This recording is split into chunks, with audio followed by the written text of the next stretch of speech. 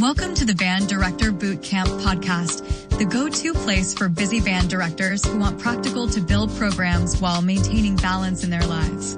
This podcast is brought to you by the Empowered Music Educator Academy, where we help directors like you find efficiency, sustainability, and impact in your teaching and leadership.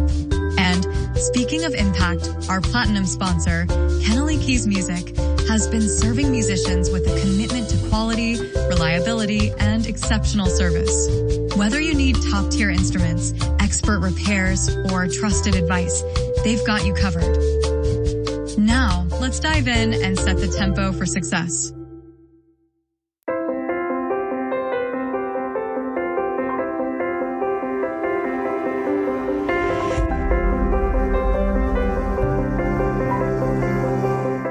Welcome to another episode of Band Director Bootcamp, the podcast with productivity and wellness tips for busy band directors. I'm your host, Leslie Moffat, and I'm really grateful to be sharing this platform with you. As busy band directors, we know you don't have time for lengthy professional development webinars, so we give you 20-minute takeaways with tidbits you can use to make your life a little easier. So welcoming you today to talk today about a topic that I, for a long time in my life, didn't really recognize. And then I looked back and went, whoa. There were lots of times in my life I was working harder than I really needed to because I was in situations where I didn't recognize my own power, to be in my own energy. And whether it was dealing with parents or students or admin or paperwork or whatever, all the emails, the energy I was around would often drag me down and put me in, places I didn't want to be. So I was really excited when we get an opportunity to talk about this today because this can really impact how you approach your day and how your day goes because of the way you approach it intentionally. So, and I brought somebody pretty exciting to be here with us today. I got to meet her a couple years ago at a Women Band Directors International summer conference in North Carolina, I think was where we met the first time. And she is our president-elect of WBDI. She's a band director and a busy mom who lives in Elkhart, Indiana. And she's also an educator who is really, really committed to promoting a positivity and well-being in the teaching profession. I've watched her present sessions. I've watched her as she as a leader in our program at our WBDI and everything. And she lives and breathes the energy she's talking about today.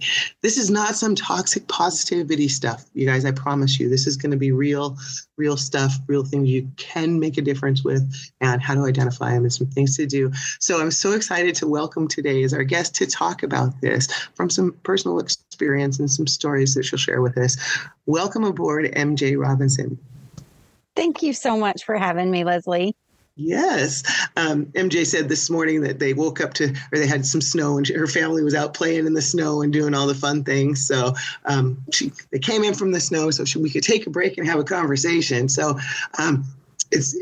you were doing that though. And as you talked about that, you were just lit up, your face lit up as you talked about being outside with your kids and doing those things. And you made that a priority this morning and the like. So you're doing the things that we're going to be talking about today.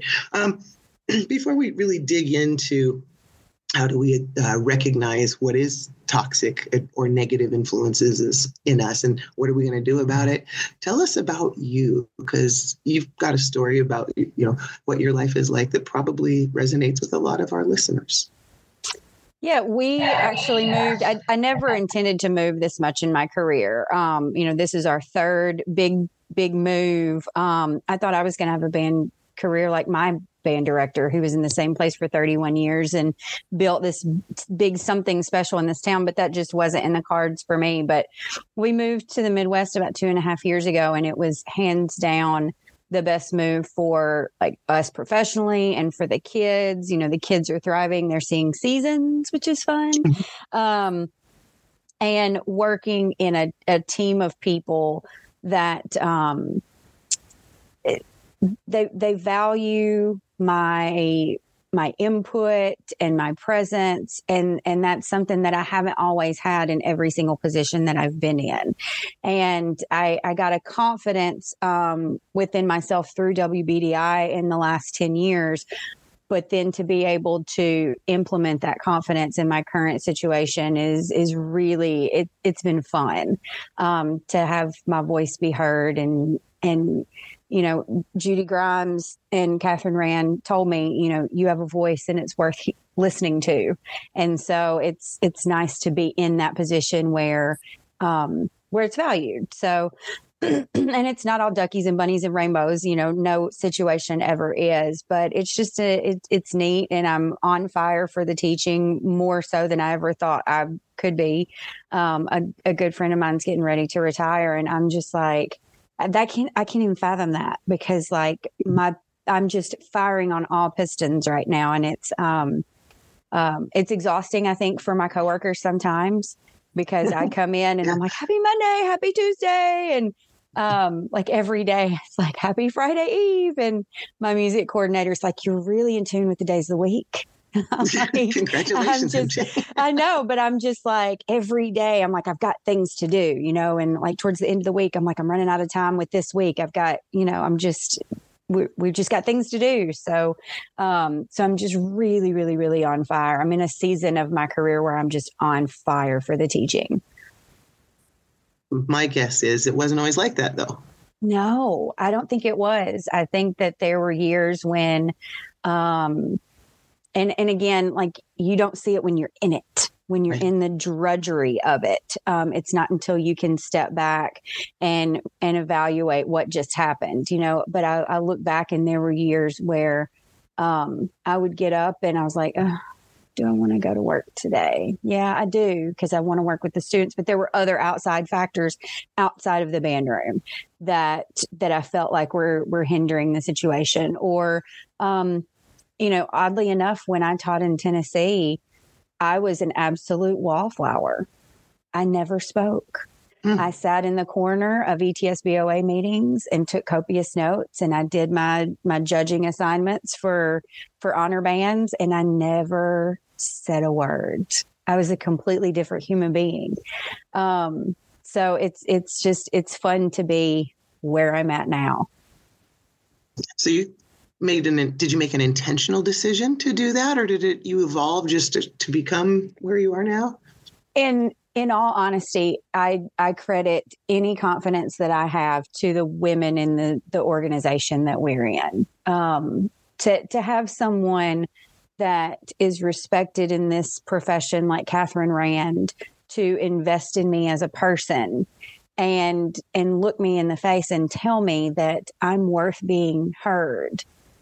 I mean, that just was eye-opening. And I slowly got a little bit more confident with the writing and the clinics and this, that, and the other. And sort of realized that maybe I wasn't an idiot. And yeah, it did evolve, but it took these people to jumpstart that evolution for me.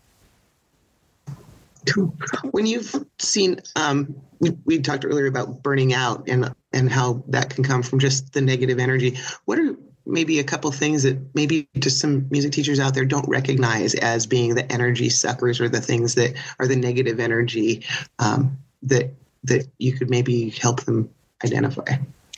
There are going to be people in our profession, or even just in our buildings, maybe they're not band directors, or maybe they're just other educators within the department or in the school or whatever, and they're going to be in a different season.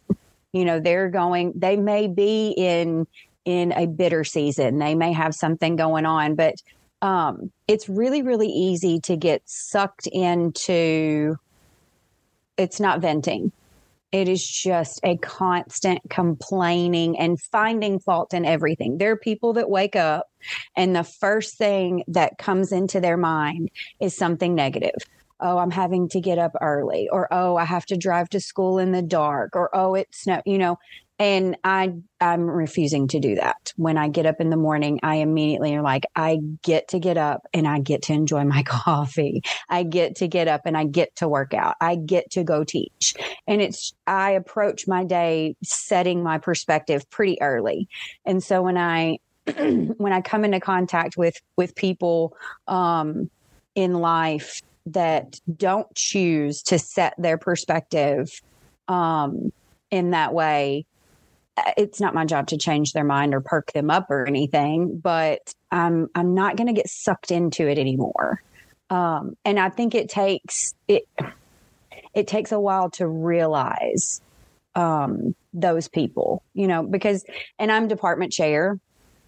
And so, a lot comes to me, and trying to find that happy balance of, someone coming to me to complain, or coming to me is like a healthy vent because I'm a safe space for them. That's a balancing act in itself right now. But like, younger teachers, it's really easy to get sucked into like eating in a teacher's lounge. I learned very early that if I'm sitting in a group of people, educators, and they start going towards negative talk about students, that's not the space for me to eat my lunch. And so you recognize that. And so that's within your control to change the space where you have your lunch.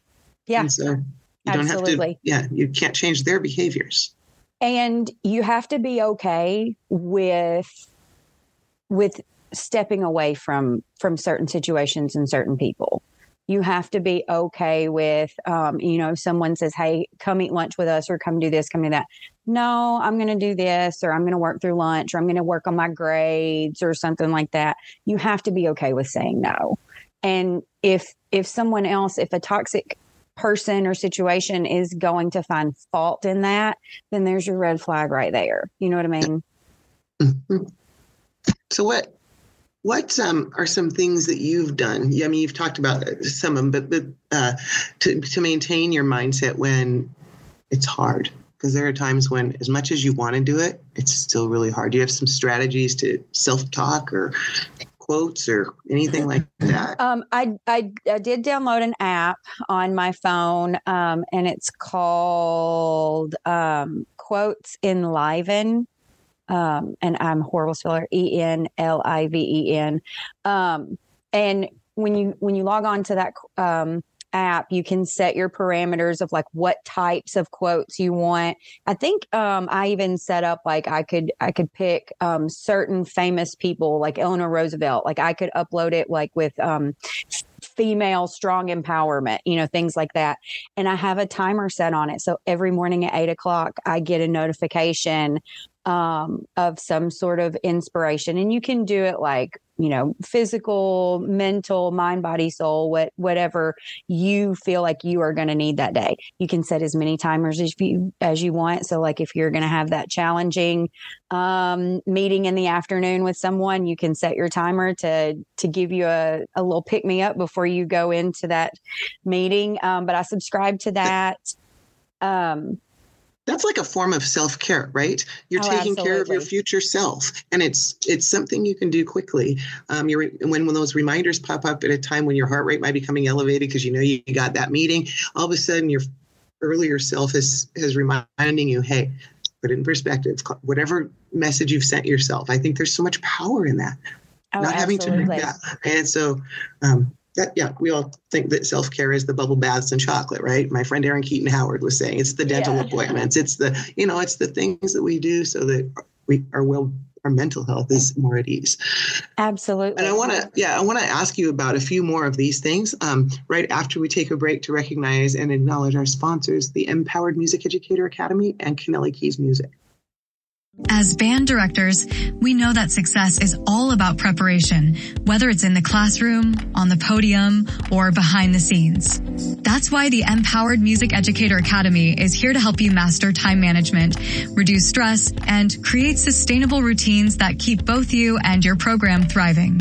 And when it comes to ensuring your musicians have access to top quality instruments and services, Kennelly Keys Music is the name to trust. From rentals and repairs to expert advice and outstanding customer service, Kennelly Keys is committed to keeping your program running smoothly. Visit KennellyKeysMusic.com today to explore their offerings and experience the difference of working with a company that truly cares about music education. Now, back to the show. All right. I was going to ask you about dealing with negative colleagues, but you gave such a really good example of just if you're in the lunchroom, being wherever the space is, if you can go elsewhere to do what you need to do, removing it. Is there anything else if you have a situation where maybe you're co-teaching with somebody or you share an office or something? Do you have any other ways of how you can manage that? Excuse me, I'm getting over a cold. So I tend to, and a colleague asked me last year, or maybe it was right after we moved here. They just very blatantly asked me, is this Mary Poppins persona for real? And at first I was offended, but then I was like, you know what? I'm not going to make any apologies for being on fire for teaching kids. And as my 7-year-old daughter would say, well, that's a you problem if you're not on fire for the teaching. I tend to interact with most people, regardless of their demeanor towards me or towards a situation. I try to counterbalance their negativity or any sort of mood or whatsoever. I approach them with joy and kindness as much as possible. Another thing I think that we forget about too is, not everyone is super transparent with their personal lives and what's going on. There may be some really, really, really serious stuff going on. If someone's acting in a toxic situation or in a toxic manner, I should say. And so it's not my business to say, hey, are you okay? Do you need something? But if I can counter any sort of negativity that maybe they're carrying around unintentionally, and then they're putting that out into the universe, if I can greet it with, hey, I hope you have a great day or good morning or something like that, that tends to back some people down. It's like whenever you get, if you ever get a parent that's like a keyboard cowboy, that's really quick to like blast you on an email. But then if you can get them on the phone or in person, they back down really quickly. You just humanize it.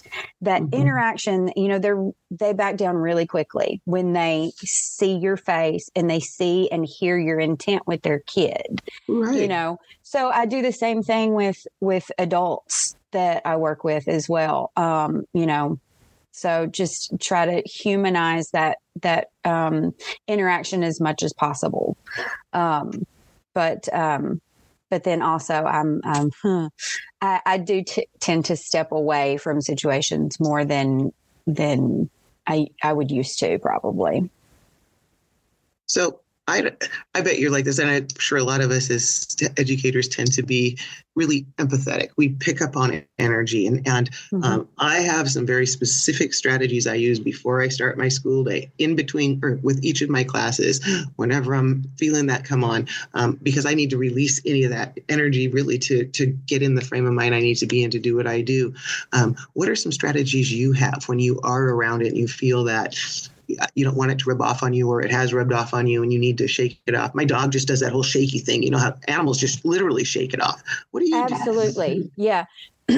So you mentioned like in between classes or something like that. I love all things about music, every different type of music. And so there's always music going on in the band room. If there's not kids around, I've got AirPods in, and I'm always like, there's something going on, whether it's very eclectic. Anything from Chapel Roan, like literally Pink Pony Girl is in my head all the time. I woke up at 3 a.m. the other day and it was in there, and I was like, what is going on?